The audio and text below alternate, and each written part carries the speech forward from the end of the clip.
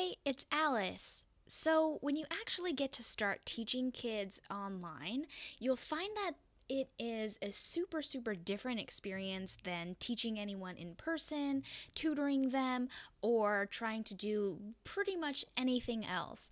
Especially if you're talking to kids one on one, it can be really difficult, and there are some pretty unique challenges to interacting with them only through the computer or your phone screen.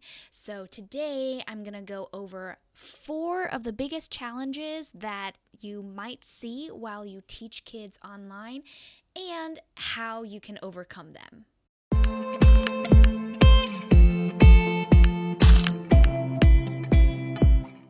The first one is one that you will see a lot, especially because a lot of these parents who are asking their kids to go and have lessons online are looking for a teacher online to get their kids started speaking to native speakers in English as soon as possible. This means that they're starting out with basically zero foundation or at least a very low level of English. This makes it really challenging because it's probably something that you've never experienced before. Especially if you've never traveled, the ability to communicate has always been there. And if you're living, for example, in the United States, the vast majority of people that you talk to are going to be either adults or kids who obviously know how to speak English. So this is a really unique challenge. But the good thing about teaching kids online is that typically you will have the curriculum to match that. So you're going to be teaching them the ABCs, you're going to be saying things like hello, sorry, thank you, goodbye. So the level of the curriculum should match the level of the kid. The other thing is that what makes it really difficult is capturing and keeping the attention of your kid, because if they're not understanding you, some of them might be okay with that. Some of them might still put forth the effort to try to learn, try to understand you. But if you're working with, a 4 or 5-year-old, God forbid, you're really going to be needing other things. These things include songs, lots of pictures, visual stimulation, even things like stuffed animals. I've got my nice little lamb here. I've got one called Evie and its twin called Alfie. So these lambs are really useful for me when I'm trying to get and capture the kids' attention. And then the other thing that you can do here is really lean on parental support. The great thing about teaching kids online is that the majority of the time, especially if they're young, the parents are right there next to you. So they can help translate for you, they can review the words and the letters with the kids at a later date after your class. So you can sort of just go through your class and use it as an opportunity to introduce the kids to the material, but not really feel the pressure to have them understand everything. And there's a concept called TPR, which means total physical response. This is something that has developed out of developmental psychology, and it's something that a lot of especially ESL teachers will use.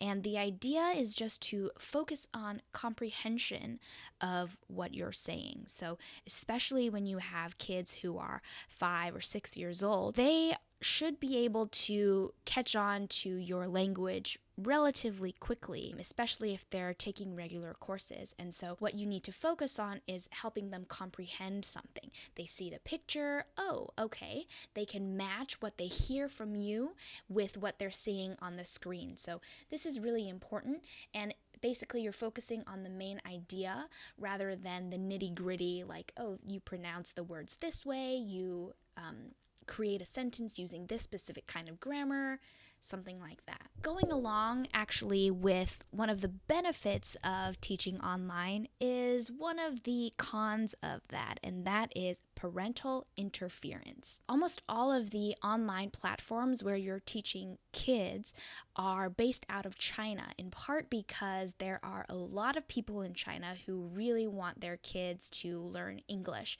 and they're willing and able to pay as much as they pay for online English teachers. And what you get out of that is some parents who are really, really passionate about helping their kids, about making sure they are repeating after you, they are, paying attention, etc., etc. So in general, this is really good, but occasionally you'll get parents who will ask their kids to say something like, you're asking them to circle something on the screen, and then the parents will ask the kid to repeat, circle the penguin on the screen. And then you're like, oh, wait, that's just an instruction. I don't actually need you to repeat that after me.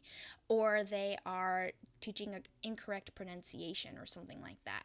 So to handle situations like this, try to look at it from their perspective, especially if you're young and you don't have your own kids. So try to get that they really just want their kid to progress. They want them to learn fast, and they just want to work with you.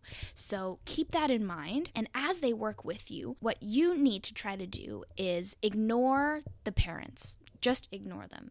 Pretend they don't even exist. Call the kid by their name. They should have English names. If not, get them to write out the spelling of their Chinese name or, whatever other language it is that their name is in. Talk to the kid directly. Nudge the parent in the right direction. If the parent says something that is not pronounced exactly correctly, just say, please pay attention to this word, and then say it again. And you'll find, especially at that young age, that they will have some trouble differentiating between the short I sound, I, and the longer E sound, eh, or E, right? So if your curriculum has a pig, for example, you'll hear a lot of students saying pig, which is okay because you know what they're saying, but as they go along, that is really huge detriment to native speakers being able to understand them. Challenge number 3 is getting kids who are super shy. And this is something that is a real challenge, whether you're teaching in person or online. And the only thing you can do is just be super patient. Use their name directly, like, Nina, I would like you to read this, please. And literally just be comfortable with sitting there and waiting for them to do what you want them to do. If you want them to read a word and you know they can read it, but they just sit there and they don't try, then you know it's probably nerves or a fear of being wrong or something.